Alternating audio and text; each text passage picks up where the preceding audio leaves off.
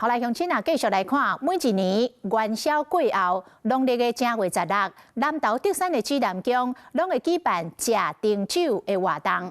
早起一透早，都有济民众去排队。啊，庙方另外阁准备10万包的订酒料理包，发予民众早登去食平安。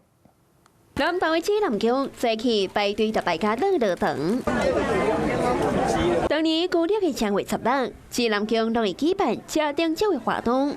虽然到31号，严哥伫9点前就已经摆上万人，排头一个大哥早起就对外县市赶来排队。为中午5点半出门，来到这6点半，摆订酒，排到转去这就平安舒适。领指南宫订酒的排队人条，初步估计至少有2万人。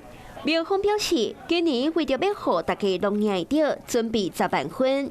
自从疫情了后，今年这届的食订酒活动改做料理包。如今疫情结束，敢会开放伫现场食消费款的订酒呢？说不定明年还是会来。我也甲这个我们这个卫生单位我哋联系，看什么时候可以来办这样。到时候说不定说。来吃啊，还有料理包来贴，这样是更好了哈。无论是伫现场食，也是领料理包，民众拢要排队来食平安。